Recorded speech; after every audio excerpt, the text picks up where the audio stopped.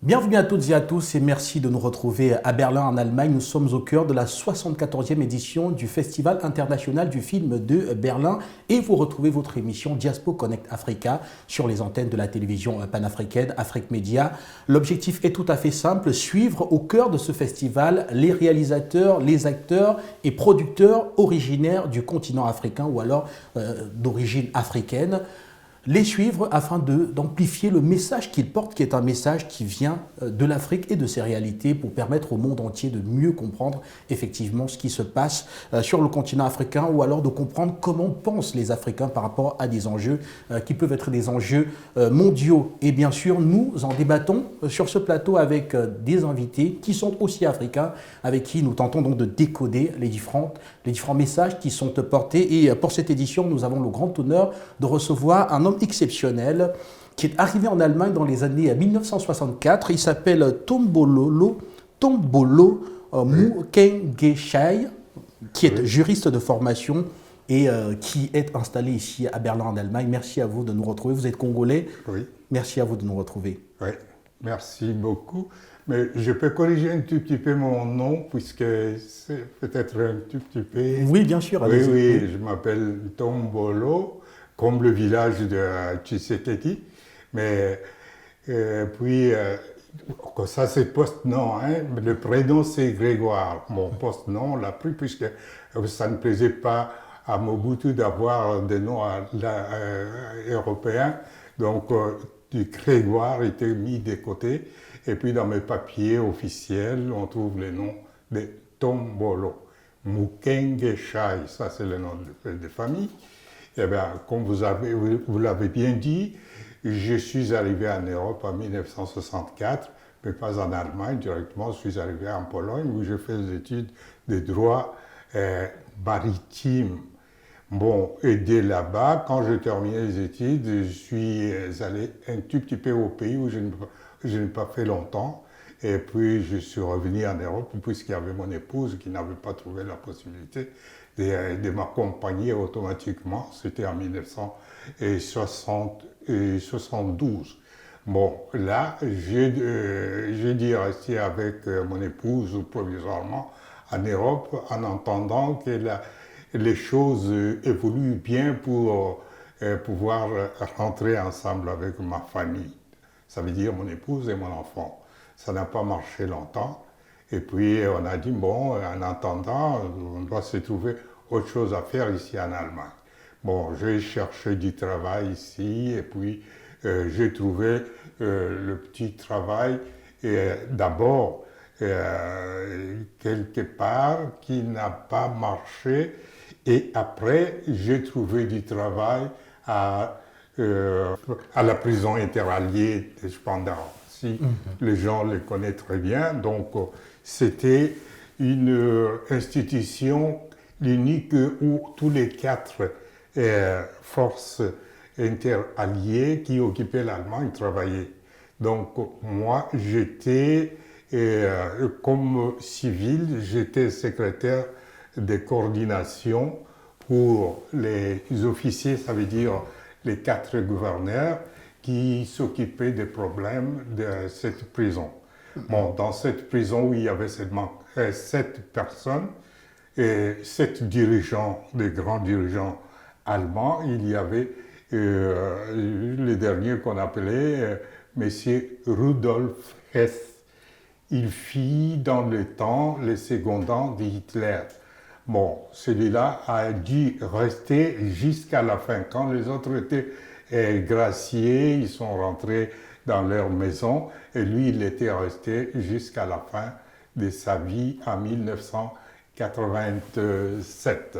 Si nous vous avons convié sur ce plateau de Diaspo Connect Africa, c'est pour évoquer un film exceptionnel qui est diffusé ici au cœur de la Berlinale dans la section Panorama, qui est une section de découverte qui permet au jury de présenter au public un film qu'ils ont sélectionné par rapport à un certain nombre de particularités liées notamment au message qui est porté ou alors à la façon dont le film est réalisé. Nous vous avons invité pour parler de Tongosa, du réalisateur Nelson Makengo. Déjà, quand j'ai dit Tongosa, vous comprenez, voilà, vous comprenez quelque part que nous parlons effectivement de l'électricité, de la lumière. Il s'agit d'un film exceptionnel dans lequel le réalisateur nous plonge dans une ville de Kinshasa et ses 17 millions d'habitants, complètement submergés par l'obscurité due à des coupures d'électricité. Il nous montre comment est-ce que les citoyens, ou alors comment est-ce que la société mue littéralement du fait de la coupure d'électricité, une mutation dans laquelle on découvre finalement les uns et les autres tels qu'ils,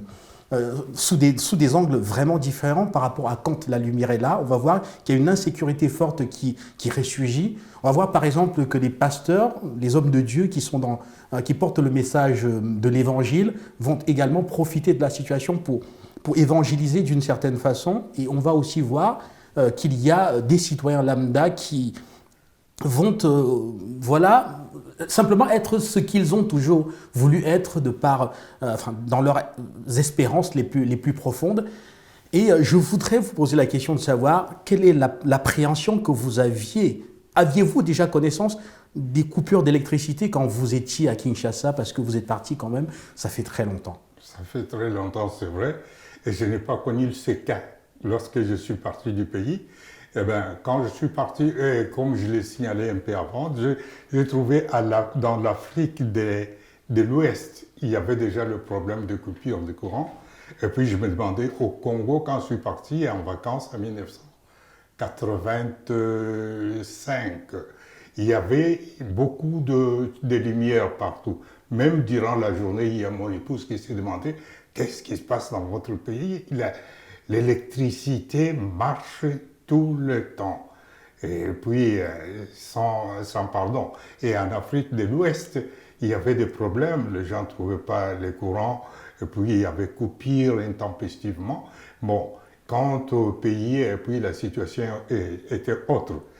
Et quand j'ai, quelques années après, appris qu'au pays, maintenant, il y a coupure des courants, je me suis demandé comment est-ce que des choses peuvent changer si vite. Oui, c'était une réalité. Il y a des gens qui disent que c'était voulu, mais je ne pense pas, puisque il y avait peut-être la multiplicité de citoyens dans la capitale congolaise, ce qui n'était pas prévu avant, et puis on construit vaille que vaille, et puis l'État n'était pas en mesure de gérer la situation. Ça, c'est un côté technique peut-être, mais l'autre, il y a les gens qui disent que lorsqu'il y a la coupure des courants, donc ça favorise la criminalité, ça favorise le malfrat à faire ce qu'ils veulent, et les gens vivent dans une situation où ils peuvent se permettre le tout sans être remarqués. Et c'est une façon de comprendre ces problématiques de mon côté. Et les gens qui prêchent croient qu'il y a l'implication diabolique dans cette histoire, que les gens veulent vivre dans ce manque de lumière, que dans cette situation, donc tout peut se faire. Bon, à peu près, c'est comme ça que l'interprétation de mon côté peut être oui. Alors, quand on vous écoute parfaitement, on donne donc raison à Nelson Makengo, le réalisateur du film Tongosa, voilà, qui revient, qui a donc ressorti ce que vous présentiez, ce que vous venez de présenter ici, à savoir tous les fantasmes finalement qui naissent autour de l'absence d'électricité, ou alors toutes les projections, parfois des rêves même liés finalement à un phénomène qui normalement doit être considéré comme étant un phénomène pas tout à fait appréciable, mais on voit très clairement que cela fait donc ressurgir, faire remonter un ensemble de projections et d'aspirations finalement qui donnent une signification assez particulière à l'absence d'électricité. Alors je voudrais que nous puissions poursuivre en évoquant cette fois-ci les problèmes et aussi les aspirations, les espérances que nourrissent effectivement l'absence d'électricité. D'abord, je voudrais évoquer avec vous cette forme d'aliénation quelque part qui surgit avec notamment l'insécurité qui pense que l'absence de lumière crée la lumière. Comment expliquer qu'une ville comme Kinshasa aujourd'hui soit une ville aussi malheureusement exposée à l'insécurité, au banditisme, surtout au petit banditisme, avec notamment le phénomène des enfants de la rue qu'on appelle les Nkuluna, qui vont prendre littéralement vie avec l'absence de la lumière. Alors comment expliquer que votre Kinshasa, que vous aviez connu dans les années 1980, soit aujourd'hui cette capitale, malheureusement, cette mégapole, malheureusement aussi insécure, tel que l'on peut le voir aujourd'hui? Qu'est-ce qui peut, de votre point de vue, expliquer cela? Il y a beaucoup de phénomènes qui sont liés avec ça. Premièrement, la ville est mal gérée par les gens qui sont là.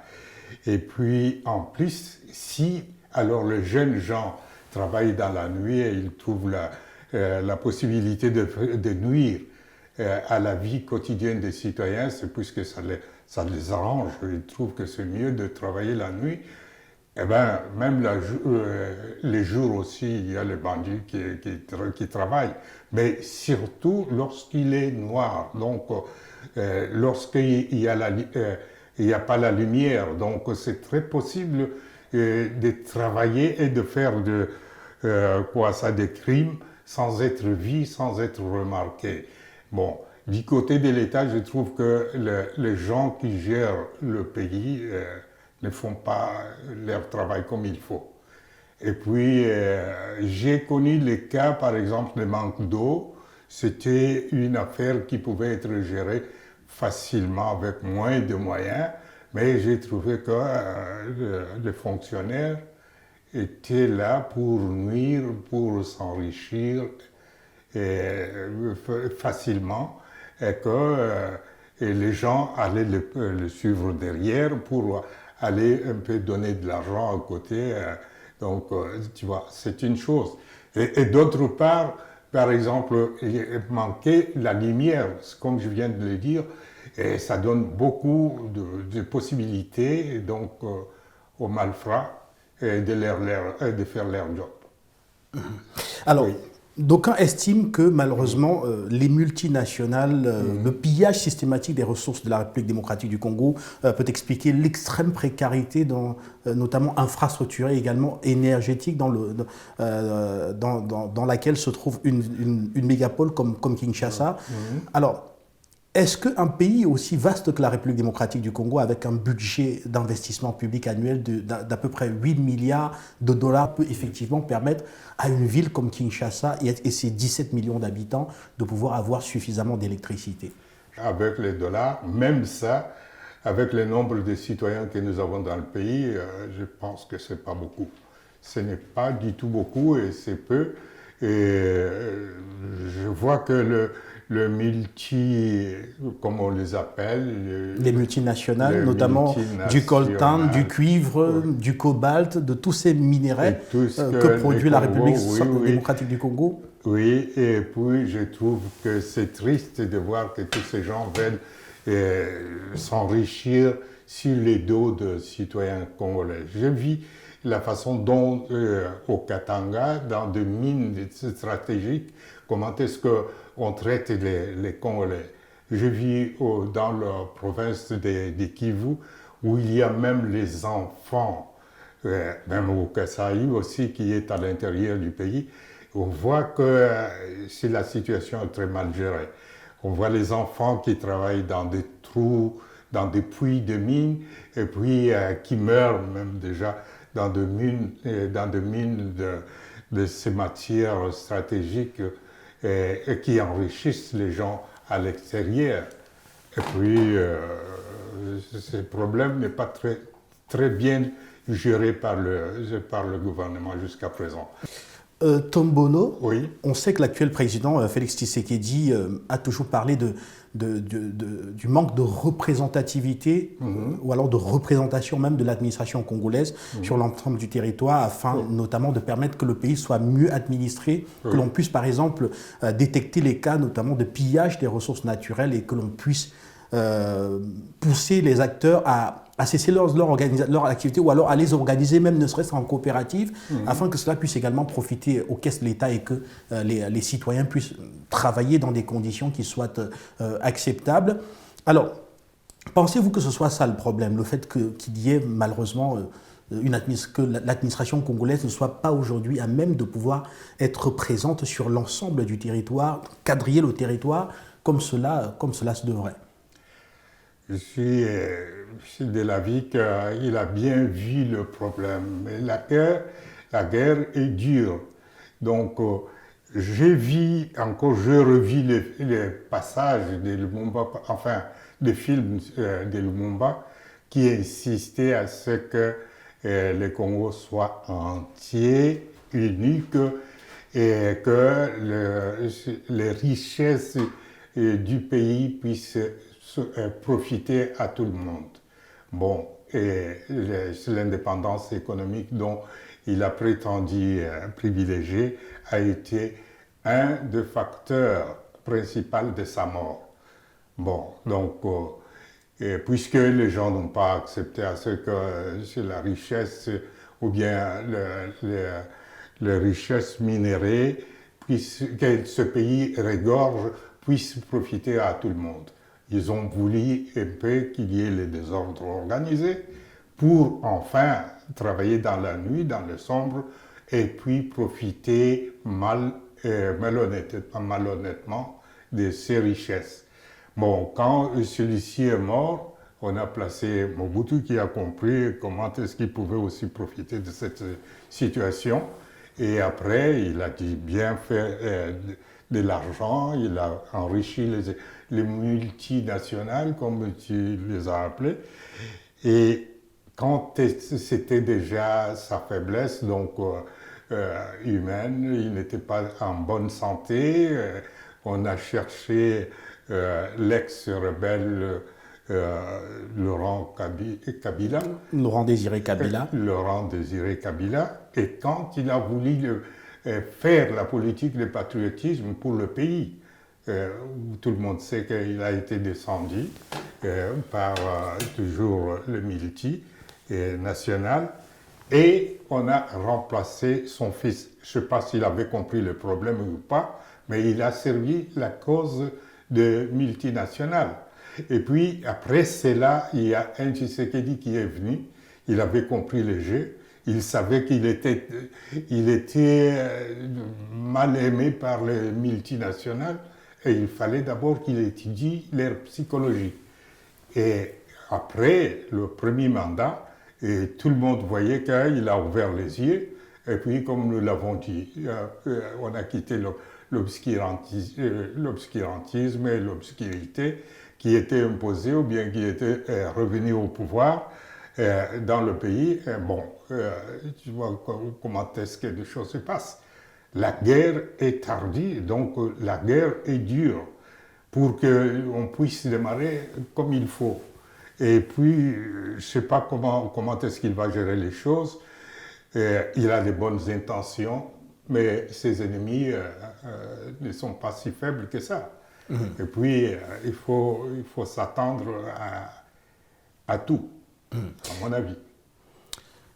Alors, est-ce qu'il faut peut-être dire à la fin que le Congo est définitivement condamné à vivre dans le noir? Parce que comme vous le dites, et d'ailleurs, le réalisateur Nelson Makengo nous montre très clairement que le noir, finalement, n'est pas si noir que ça pour certains, pour ceux qui profitent du noir pour pouvoir vivre la lumière dans le noir. Permettez effectivement cette figure voilà, que j'utilise ici. Est-ce qu'il faut dire que, comme Kinshasa, dans le noir, c'est l'ensemble de la République démocratique du Congo qui est condamné à vivre dans le noir parce qu'il y a finalement des rêves et des espérances qui ne se réalisent que dans le noir, finalement?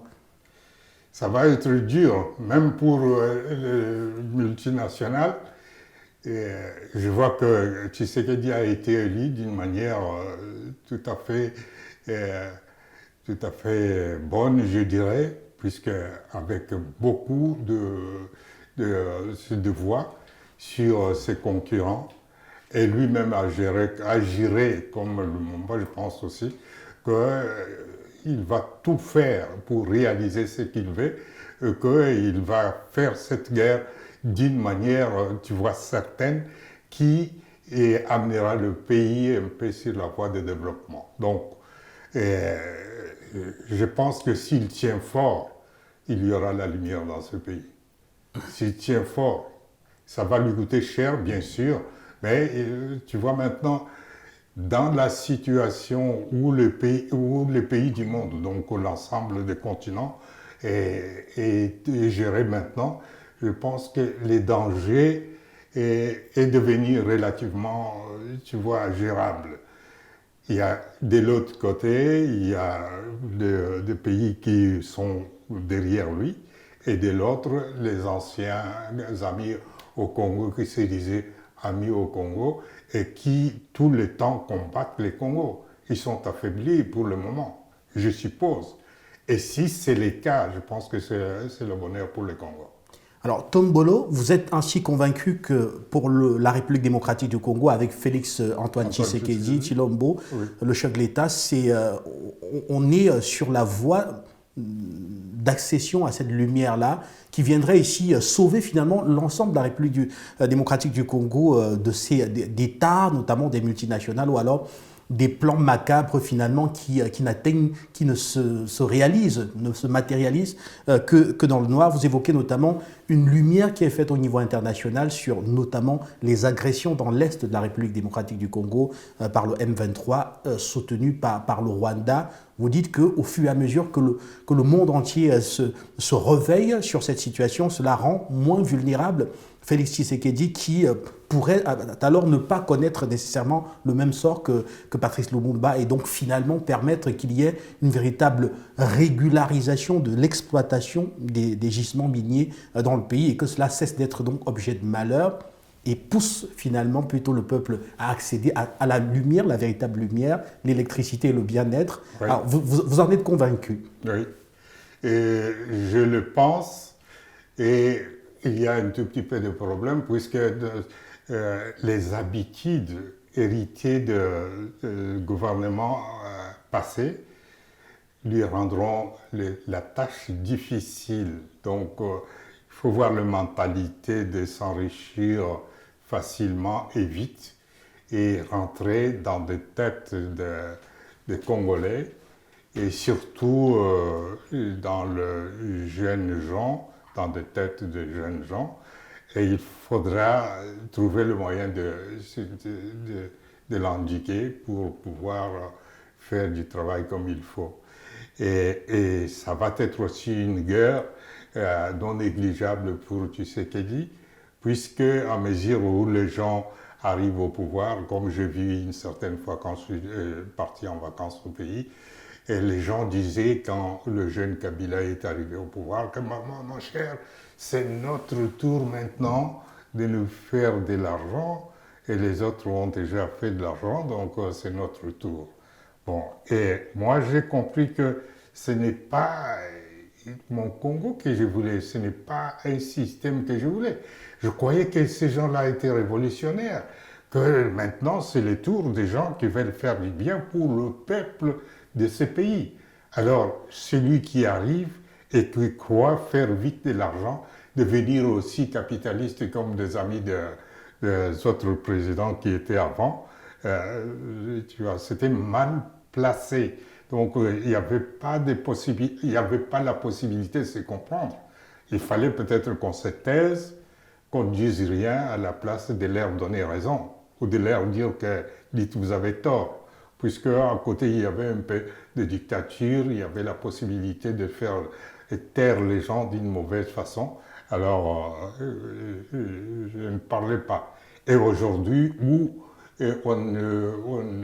pour des raisons d'opinion politique, on ne tue pas beaucoup de gens, on n'arrête pas beaucoup de gens comme dans le passé, je pense qu'il faudra être sévère quand même envers cette façon de voir les choses. Nous venons d'évoquer le manque de lumière, l'obscurité portées oui. par des agents étrangers, Oui. les multinationales, parfois chapeautées aussi par des États voisins Oui. de la République démocratique du Congo. Mais vous venez là de nous évoquer un autre obscurantisme ou alors Oui. un autre besoin d'obscurité qui cette fois-ci vient des Congolais eux-mêmes qui aiment bien profiter de cette obscurité, notamment pour pouvoir s'enrichir. Et là, vous parlez de la classe dirigeante, de la classe politique.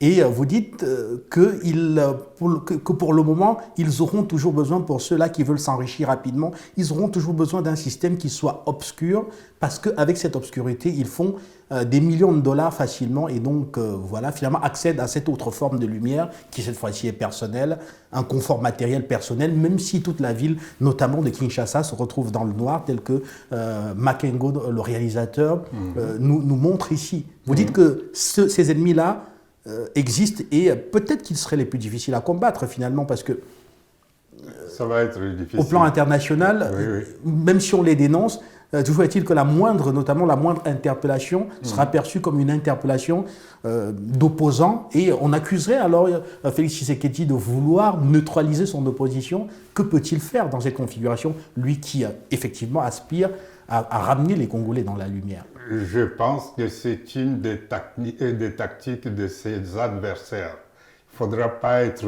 rigoureux envers le malfrat. Donc, s'il est, ça signifie qu'il est dictateur, il ne veut pas la liberté, la démocratie, les nouveaux mots qu'on utilise, enfin pas nouveaux, les mots qu'on utilise beaucoup par ses adversaires. Bon, il n'est pas démocrate, il n'est pas juste. Bon, mais à mon avis, si un pays se trouve dans une situation comme la nôtre, il faudra quand même de la rigueur. Il faudra que le chef soit très rigoureux envers les malfrats. Donc, supporter des choses, c'est comme si on devenait complice. Donc, il va falloir qu'il agisse tel qu'il avait l'envie d'agir quand il est arrivé au pouvoir. Il a fait la malignité, comme l'avait dit l'ex-ambassadeur ou bien diplomate américain, qu'il a la politique de tortue. Tu parles avec lui, c'est comme s'il ne comprenait rien. C'est comme quelqu'un qui te dit qu'on pouvait faire de lui n'importe quoi. Mais à fin de compte, il réagit. Et quand il réagit, les gens sont surpris. Donc, je pense que ça peut être ça la politique de cette période nouvelle qu'il a entamé le pouvoir actuellement. Et si réellement cela s'est fait appliquer, je trouve qu'il y a quelque chose de bien pour porter la lumière dans le fonctionnement de l'État congolais.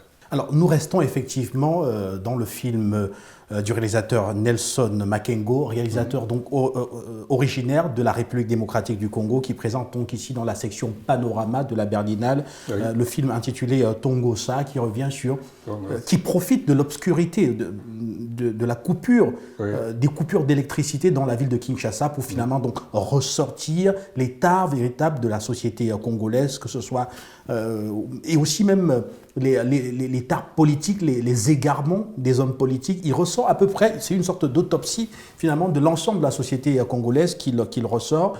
Et je voudrais maintenant que nous puissions aborder un autre aspect qui ressort effectivement dans ce film. Il s'agit des croyances qui se retrouvent renforcées quand il n'y a pas quand il n'y a pas de lumière. Ou alors en d'autres termes, parce qu'on voit très bien que le réalisateur essaie d'imager l'absence de lumière comme étant finalement l'absence de normes, de régulation, l'absence finalement d'organisation, de structuration politique même qui puisse permettre aux gens de pouvoir vivre la lumière ou bien les lumières. Alors, il montre ici des croyances religieuses qui sont renforcées, parfois des croyances même qu'on peut considérer comme pernicieuses, qui se retrouvent renforcées par l'absence de lumière. Les gens croient en l'absence de lumière encore plus que pendant la lumière. Oui. Alors, comment expliquer cette absurdité ? Je comprends ça et puis... je vois que le réalisateur a très bien compris la problématique de ce manque de lumière. Lorsqu'il dit que Donc, il prêche même cela, si c'est le cas. Il y a dans son temps ces marxistes qui disaient que le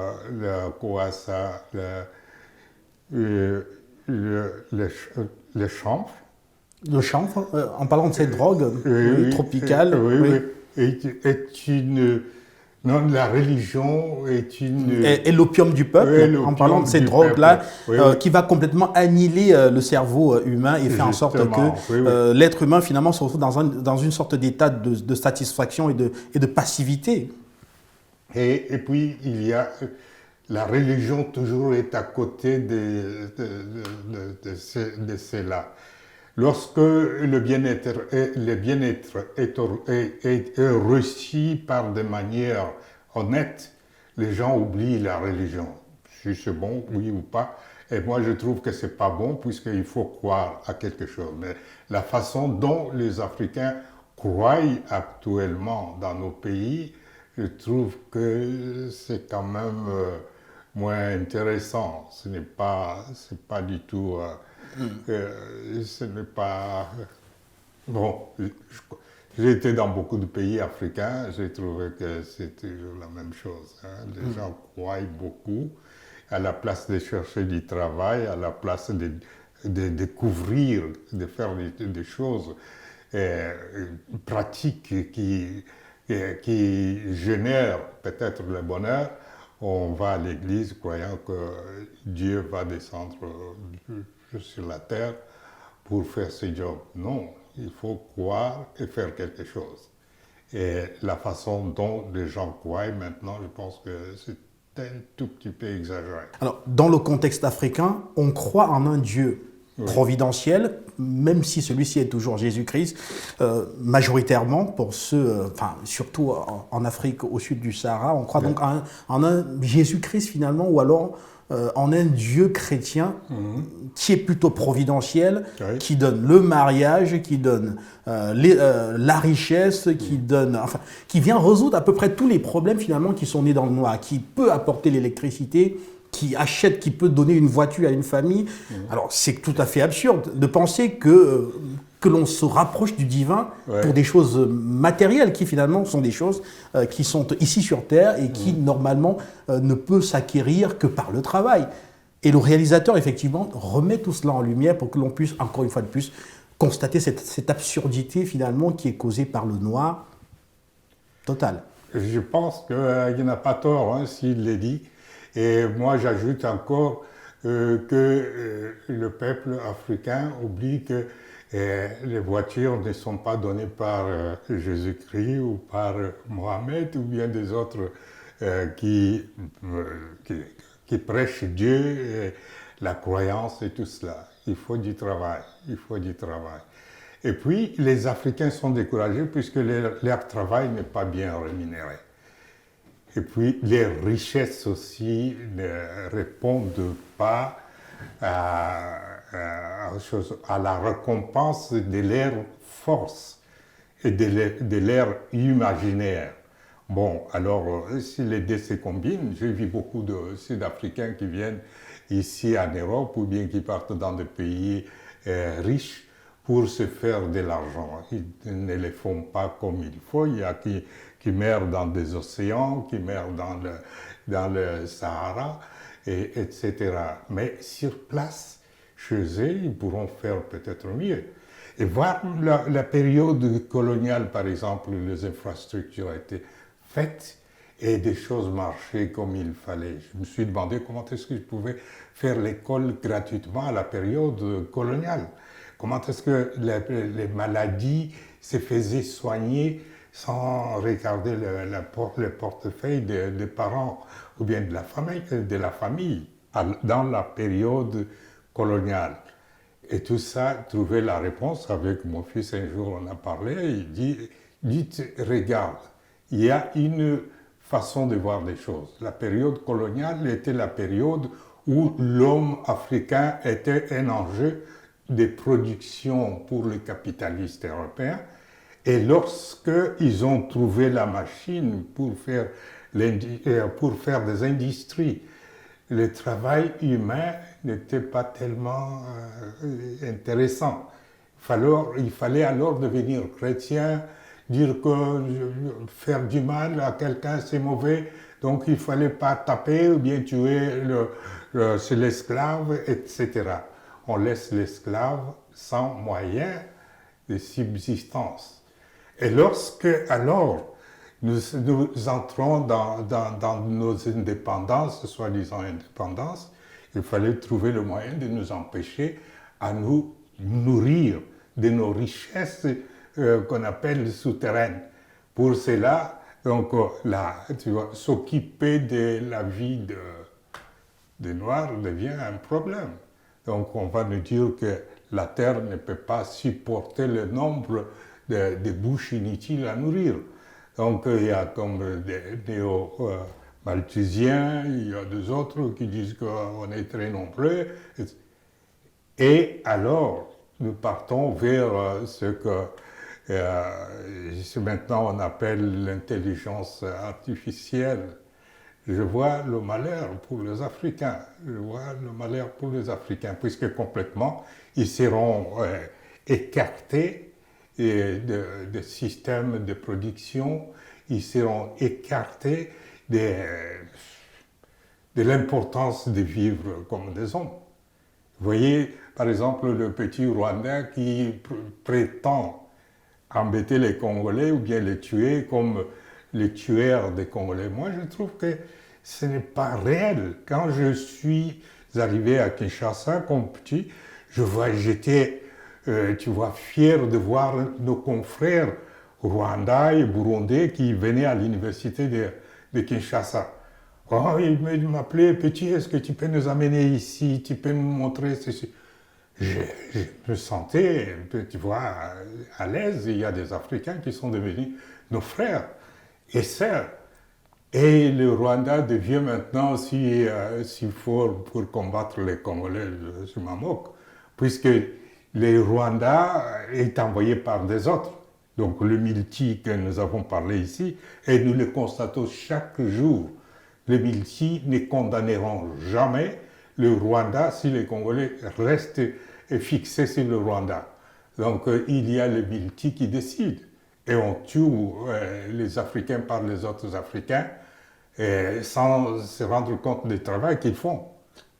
Le Rwanda n'a pas beaucoup de citoyens, donc c'est fort possible de nourrir le peu de Rwandais et même préparer leur infrastructure avec l'argent volé du Congo. Et lorsque les multinationaux qui envoient ces gens de faire ces sales besognes, vont remarquer que bon, on les a découverts, ils vont laisser tomber le Rwanda dans une situation qu'on peut s'imaginer. Alors, ces derniers jours à Kinshasa, on a vu des manifestations violentes devant des représentations diplomatiques de pays comme les États-Unis ou encore la France. Et nous sommes en Allemagne. Vous êtes en Allemagne depuis de nombreuses décennies. Oui.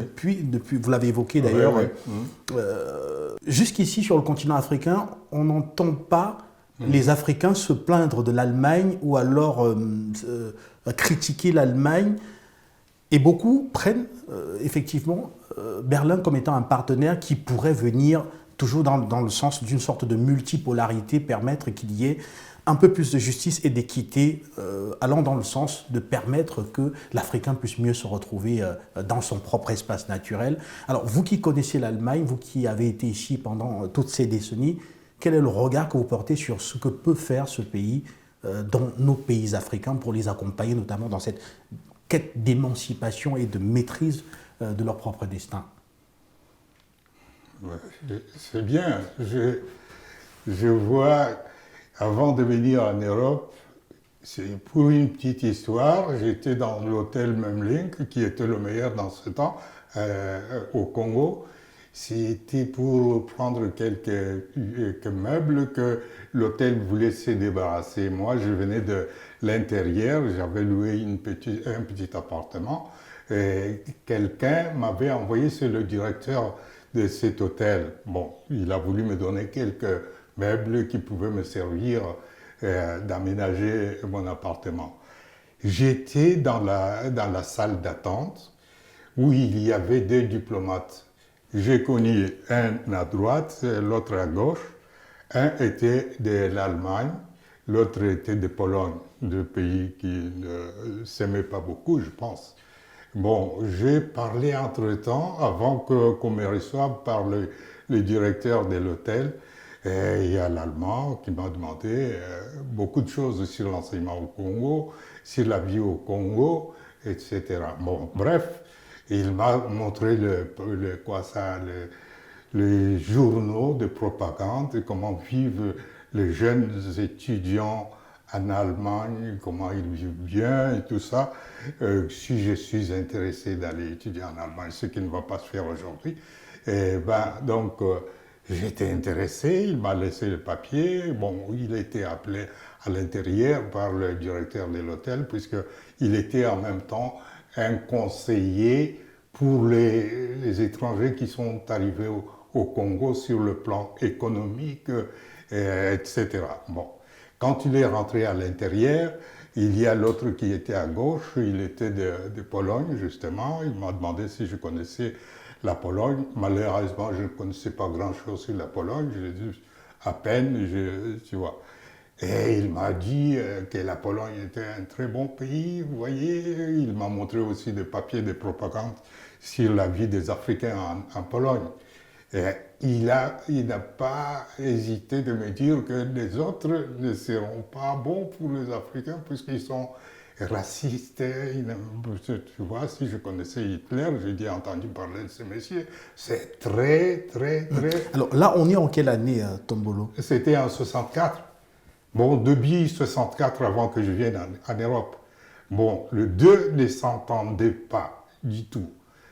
Je suis venu en Europe puisque les Polonais a été très fort dans sa propagande. Il m'a invité de ne pas terminer mes études puisqu'il me restait encore une année et demie pour terminer mes études. Et l'Allemand disait qu'il faut que je termine mes études secondaires pour aller en Allemagne. Et le Polonais me disait, vous pouvez aller les terminer chez nous. Et la meilleure façon d'apprendre la langue étrangère, c'est de l'apprendre sur place. Donc il m'a conseillé d'aller en Pologne. Je suis allé en Pologne, j'ai laissé l'Allemagne. Eh bien, j'ai vu comment est-ce que les choses évoluaient. Les Allemands se disent, oui, bon, ils disent que ici, les Allemands sont bons pour l'Afrique. Et ben, quand nous voyons ce qui se passe ici, le discours ne suit pas tellement de réalité que les Africains vivent dans ce pays. Bon, il y a beaucoup d'autres bonnes personnes ou bien de meilleures choses à voir, mais l'Européen reste européen. J'ai vu les Polonais qui étaient bons jusqu'à... Il y a une année, il y a un Polonais diplomate qui avait plaidé la cause du Congo démocratique. Il s'est demandé qu'il y a beaucoup de millions de personnes qui sont mortes sans que personne ne condamne le Rwanda qui est derrière la mort ou bien la tragédie de ces Congolais. Bon, il y a 2 ou 3 ou bien 5 jours, c'est la Pologne au Rwanda qui, en haute voix, dit qu'il va soutenir le Rwanda dans sa lutte si tout cela se fait. Bon. Mais s'il faut revenir, Tombolo, s'il faut revenir à votre propre parcours, on va voir que vous étiez en Pologne, certes, oui. Mais vous vivez en Allemagne, oui. vous vous êtes plutôt installé en Allemagne. Oui, je connais le bon et le mauvais côté de ce peuple. Je dis que l'Africain doit faire mieux de